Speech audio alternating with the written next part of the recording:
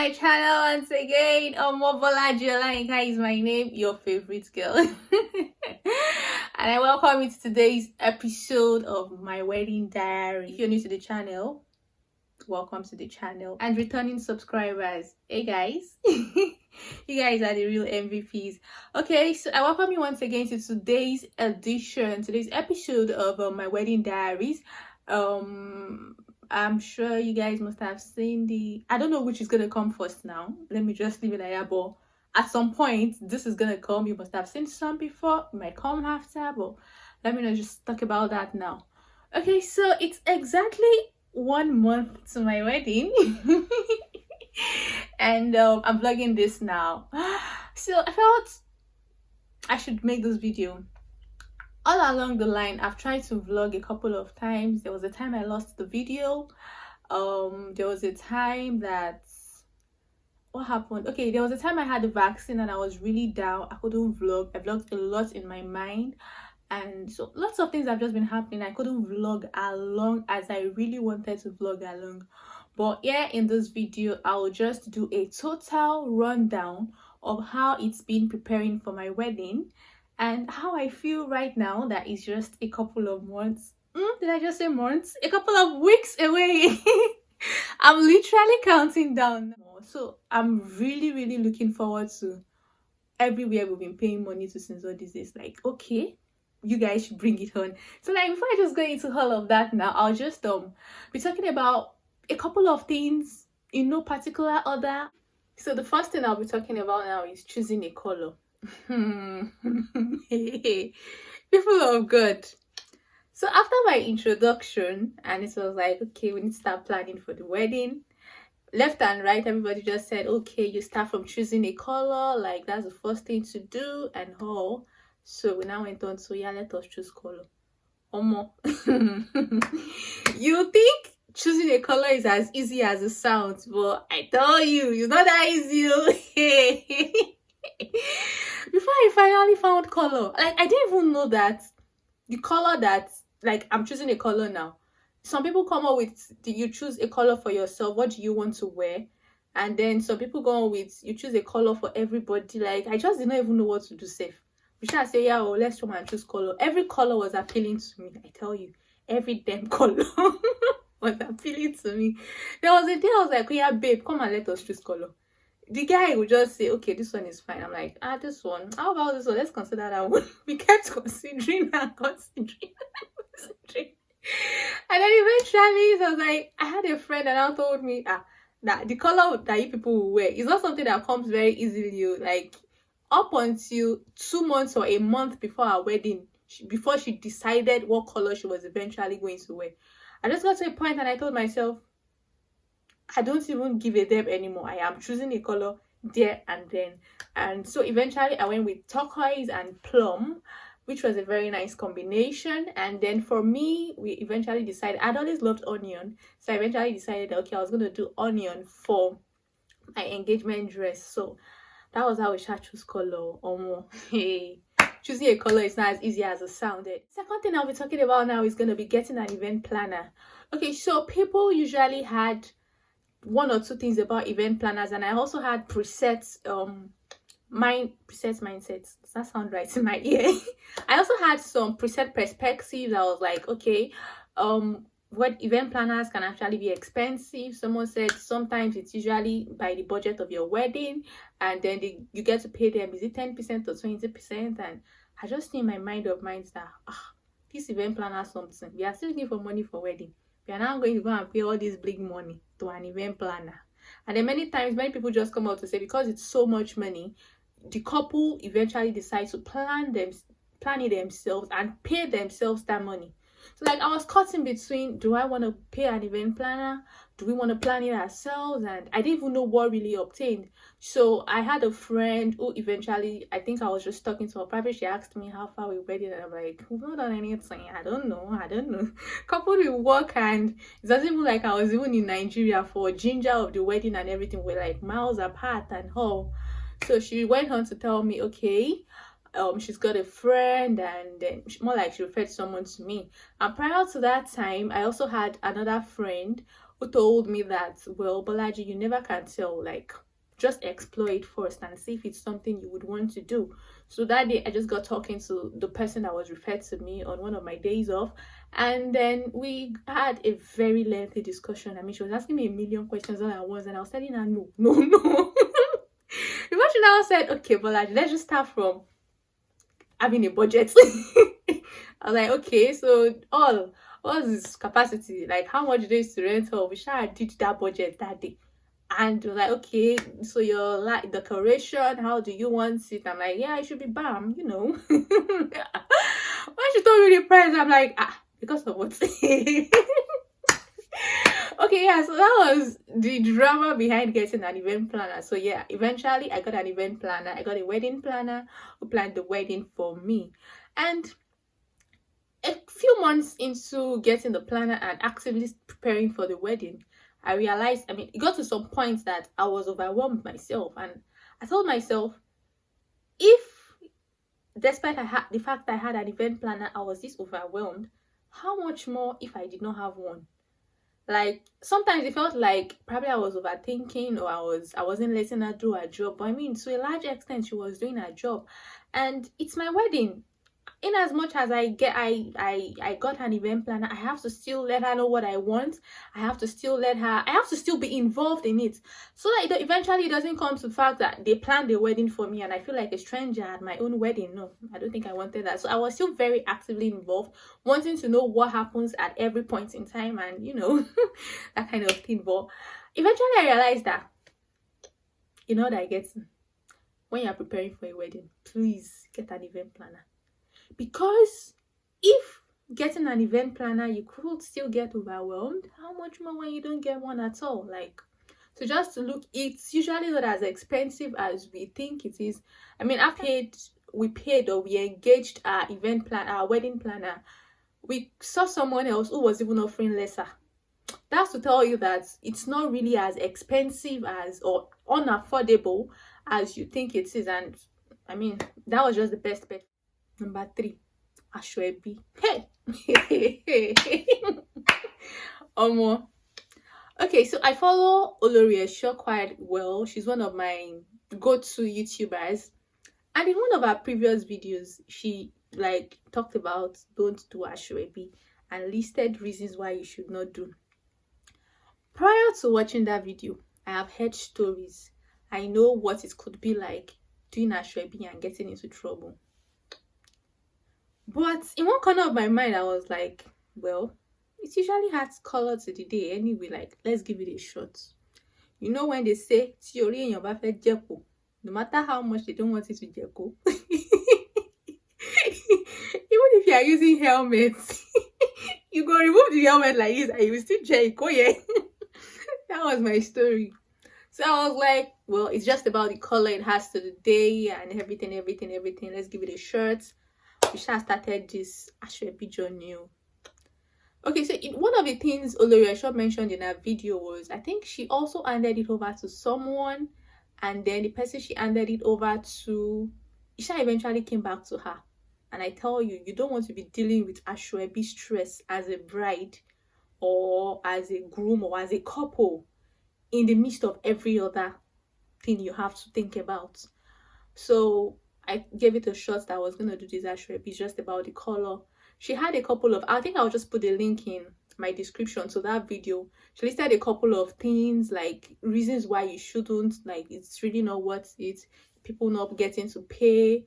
She didn't even know that you have to buffer the money, or like the price you sell it to people, and then so you get some things out of it and all of that. But me, in my mind of mine, the whole Aso-Ebi thing, I wasn't even really interested in buffering anything. I was just interested in the color that the Aso-Ebi would have to the day. So we're after, if this is the cost price, I mean, selling price is very close to what we are buying it. Like, not like we're making any gain or any profit out of it, which is against the Aso-Ebi principles anyway, but we did not mind. So when we started, it was like getting a vendor, and I got a couple of suggestions. We explored them, and I eventually found one I wanted to work with, and it was looking okay. And of course, like everybody would advise, as a bride, don't say you want to be dealing with Aso-Ebi wala. Get one of your trusted friends and hand it over to her, and while she does the negotiations and everything. So that was exactly what I did. Shout out to her. Thank you very, very much. Like, I can't thank you enough. Yeah, so I shouted her to, I reached out to her that day, and she was like, she even told me lots of things I didn't even know. She had this useful experience about it. So it was looking like a good plan. She had this very good plan about how it was all gonna go, and it was like, wow, lovely. Like, it should be a smooth something now. Like, with this, it's really not as bad as people say. Don't do, but you know, I sure went on to do. In the end, you know, they used to say people used to lose money on top of this Aso-Ebi thing. Even though it was looking like, I will not lose money, will not lose money, will not lose money. People have go eventually lost money.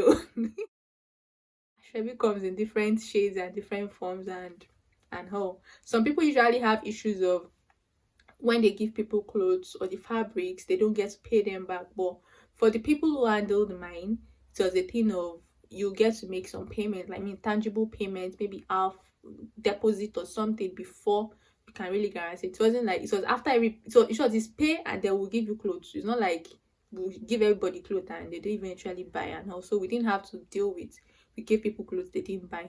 But what we now had to deal with was maybe the lost in transit for the guys. The ladies' fabrics went really well. Like, it went really, really well. We still have a couple left as at the time I'm making this video, but it was not bad. But the guys one, go.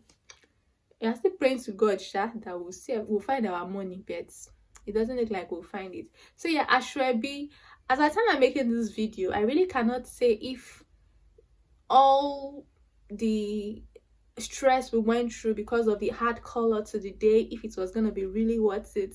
I think I'll get to know all of that on the wedding day, but so far so good. Yeah, we're still looking forward to it's been worth it. So at some point I'll just put what it was like, and probably a quick review of whether or not I eventually liked it or I could have done without it. The next thing I would want to talk about is going to be COVID uncertainties. Okay, so like you all know, babe was back home in Nigeria while I was here. We're miles apart, and then I was here in the UK, where every now and then the COVID guidelines kept changing. Went from international ban, and then we had a time where you have to do COVID test before you travel. And here I am, a health worker. Like, even if every other person decides to stay at home and not interact with everybody to protect themselves, I couldn't afford to do that because I have to go out every day. Sometimes we have people who tested positive, and we just have to try to maintain the guidelines and the principles that has been in place to prevent contamination. So like at that time, there was the rule of, when you test positive, it's gonna take about 3 months before you test negative again. And here is it that if I need to travel, I need to have a negative COVID result. Wedding date has been fixed. I need to go to work every day. And everybody was testing positive around me. And I'm like, this is February. If I test positive now, I won't be able to travel by the time I was supposed to travel. How is it going to be heard of that bride could not travel down because of COVID tests? Because of COVID. So that had to put in me like, God, I don't know how you help me, but please just help me. Just help me. So like from February, March, I'm like, okay, Bolaji, please don't test positive. Because if I can't make the mistake of testing positive in April, that's positive result. You can't travel. Like, you can't get a negative result until 3 months after.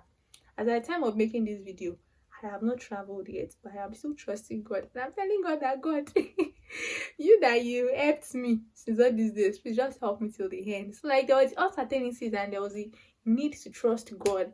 Another thing was regarding travels. The rules kept changing, went from, you had to do a COVID test before you travel, and it was expensive too. That was about £120. And then you had to okay, there was now a time they released one list you have to quarantine in an hotel. It's so much money, about 1,000 per one, almost 2k pounds. If you pass through some countries, they call it, it was a red list of countries, and so like, is Nigeria on that list? No, Nigeria is not there. And then when I started praying earnestly that God, let Nigeria not be on that list. Like, how can I travel home and come back? And then I come and paying 2,000 pounds to stay in hotel to quarantine. That was another thing. So like the rules kept changing, and then there was another time that you come back, and then you have you must have COVID test on day 2 and day 8, and that was about 210 pounds. So it literally got to a point where to travel, they just wanted everybody to stay at home, like limit travels as much as possible, such that you book your flight tickets. The COVID test you would do is almost equal to the amount you booked your tickets. Just imagine. So the cost of travel is more like doubled. And in spite of that, they not even came with another one time. You must have a valid reason to travel. So like the rules kept changing on and on and on. And so I was like, let all the rules keep favoring me. God, please, let all the rules like, it was a literally like trusting God something. But yeah, so far so good. It's God has been faithful. As per the valid reason to travel, wedding is one of the valid reasons to travel, essential reasons to travel. So yeah, I'm covered. Nigeria is not on the red list zone, so no 2k pounds yet. Yeah, God has been faithful. I've not tested positive, so I'm not worried about having to wait 3 months before I test negative again. And there were just lots of uncertainties, like lots and lots. But yeah, in all, just thank God for how faithful He has been.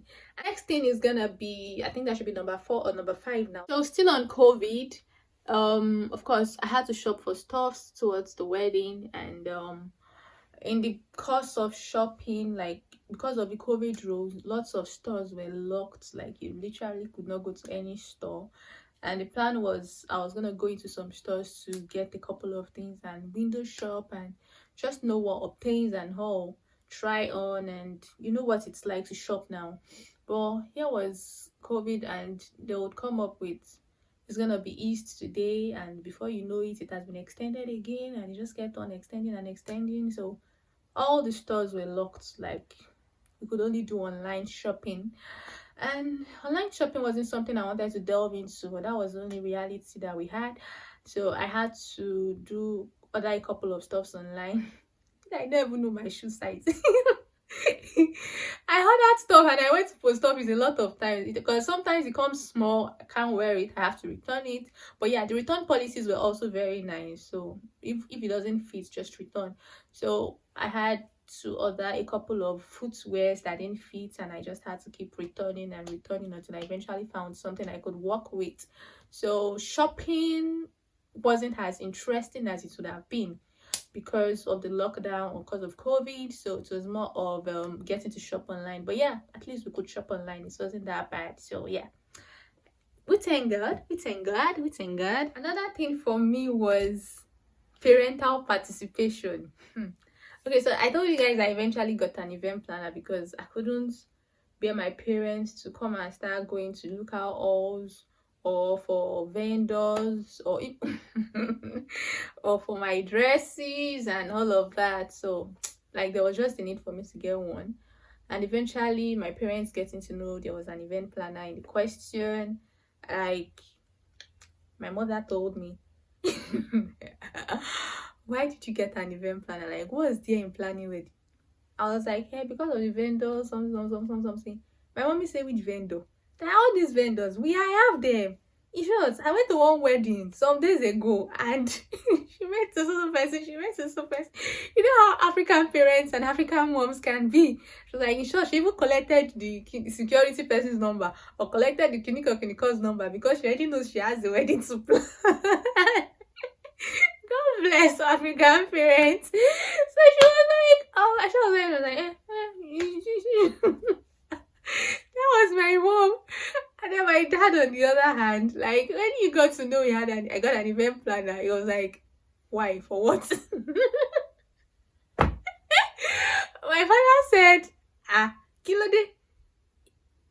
Me, in my own opinion, I think that getting an event planner means that the family cannot plan a wedding. And I mean, what is in a wedding that we cannot plan? That was one of the most hilarious things I heard. Like, I mean, what's in a wedding that we cannot plan? But yes, I mean, we all know how much all those family planning stuffs could be sometimes, and I don't think I was ready for all that drama. So, well, that was just one interesting thing about it. But eventually, they got along. They came to terms with it, and they'll probably recommend, okay, I know somebody that is doing, and I'll just refer them to my event planner and explore and go for the best bets and all. And that was just it.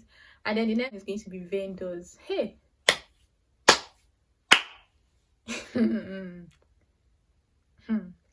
Everything that involve wedding, it's like when people just hear wedding like this, they will just be hyping price, like they did not even want to know. There was someone I spoke to about graphic designing for wedding ivy and all of that. The person gave me general price, like this is the price, this is the price, this is the price, and then now went on to, if it is wedding ivy, it is this price. The difference between the normal price and because it is wedding is like this. I'm like, are you doing anything special because it is wedding? And he went on to tell me, it is wedding now. I'm like, hey. I just don't define that. You too, you will do wedding. When you don't want to do your wedding, you will understand why you should not be doing things like this. I mean, so like vendors, you literally would not know wedding is expensive until you start preparing for one. So we went on to starting from sorting the all. We sorted the all, and then we went on to decoration. I think it was the decoration that got to me the most. I did not have an idea that decoration could be that expensive. And so we went on to, do you want the lights? Do you want this one? Do you want the that one? Do you want the Kayaking? And then the person came out to like 750k. I said, for what? How much do we collect all that I'm paying 750k? Please, in the name of Jesus, I don't want. You don't have you don't have the one. What's the least that we can do? The least, the lowest. She said maybe like 400k, or I was like, even 400k is too much. Because of what? She was like, that is how it is done. And then she went on to say, she had probably other people that were preparing for weddings too. This person, like just to cite examples. I'm like, I still don't believe you. And then we went to sample around, asked 3 different people their quotations for what we needed them for, and all of them came back with about the same price. And I was like, who sent us a message? I for just that I calm down, just that I do court wedding, come back jejely. That's all. But shall thank the Lord. Let's just finish like that. You know things. But I mean, wedding is expensive. It's literally very expensive. Like, no matter, it's just best, even if you have a budget, you might have a budget and you say this is what you want to pay. By the time you go back to market, to vendors, you realize that the prices have doubled. I mean, last year I had a chit chat with a cake vendor, and we already agreed on the price, and it was looking like, come this year we are ready to come and plan wedding. Oh yeah. And she was like, that things are now very expensive. Something. That you cannot do for that price again. Okay, so this thing now, how much will you do it? I mean, that time we were planning for the registry cake, then a pillow cake, and then cutouts. And for how much? I think we already had an agreement of like 70k or 80k for all of that. And come this year, it was a thing of only the registry cake like this, no cutouts, no nothing, was 100k. Long bawa. So like it was just this, and then there are just lots of uncertainties regarding it. Wedding is expensive. It's expensive. Yeah, it can be expensive. And that's gonna take me to the next thing: financing your wedding. Yeah, lots of people have different ways. So you know how to plan your wedding or prepare for the wedding. Some people, well, who is sponsoring the wedding is a question everybody needs to answer. When you're preparing for a wedding, is it self-sponsored? Is it just the couple, or you've got parental support, or you've got support from anybody, or maybe one government person is sponsoring you, or a religious body, or anything? But in our own case, there wasn't any support from anybody, so it was more like self-sponsored, and we had to like cut our coats according to our clothes, because of course they'll tell everybody don't borrow for wedding, you still have marriage to sort out, you shouldn't spend on wedding and all those things. But like in the real sense, it takes self-control. It takes, I don't even know what it takes, but it takes more than just saying to actually abide by all of those things. So the next thing is going to be, yeah, another part I like to is premarital counseling. Yay. Okay, so of course, you know, we're long distance and and it wasn't looking like would we be able to, we've heard counsels and everybody advises that intending couples should have premarital counseling no matter what, and like a checklist. And premarital counseling was just one of those things. And I really would say the same thing to any intending couple. Yeah, please, in all thy preparation, ensure that you don't miss out on premarital counseling. In our own case, yeah, it's quite peculiar. We couldn't go to a class together because we were in two different locations, and we weren't even having a church wedding, so it wasn't like we were mandated to have it. But because we just felt it's something that we really needed to have, so we found a way around it and to ensure that we don't miss out of it. And yes, we are grateful to God that we had a counselor who was willing to walk us through the premarital counseling. Shout out to him very much, man. Like, we are very, very grateful. So like we add the premarital counseling classes, yes, but premarital counseling classes was another thing. No, you know, for other people, the couple knows, short distance couples, you know that 2 weeks, or this class is 3 months. You go every Saturday or every Sunday, your chosen day, and then you go consistently for 3 months, and that's the end. In our own case, it was the beginning that we knew. We did not know the end. Because of course it was Zoom, WhatsApp meetings, and another thing was, whenever I'm available, babe may not be available. Whenever the two of us are available, counselor may not be available. Whenever counselor is available, me, I might have slept off because I just came back from night duty, and they'll call me. I will not answer phone. So like we can have one class today, and then the next class we'll have is going to be in 2 weeks time. And then we'll have another one again, and then it's going to be in 3 weeks time. So it really took a very long time. But yeah, in all, we are still getting the benefits we are supposed to get, and we are very glad that we are not missing out on premarital counseling classes in spite of the peculiarity of our relationship. As it stands now, it's 1 month to the wedding, and we are not anywhere near the end. Maybe we have said that maybe to finish the syllabus we'll probably have post-marital counseling. But we don't know yet. We are hoping that we would round up before the wedding. But yeah, premarital counseling is something that intending couples should look into and ensure that you do not miss out of it. Yeah, so that's premarital counseling. What's the next thing I would want to say now is going to be yeah, I think I mentioned a bit of it in the beginning when I said I don't think I've ever been looking forward to anything the way I'm looking forward to the wedding. Yeah, everybody would. But I think in my own case, it's a bit, I'm looking forward to so many things at the same time. We will do a video of how we met and being in a long distance relationship and all in another one, but it's such that I hadn't seen him in 5 years. We started a relationship, and then I'm getting to see him now. We have a wedding planned already. We are literally going to get married, and there's just anxieties of meeting him, anxieties of sure everything is going to go on well, anxieties of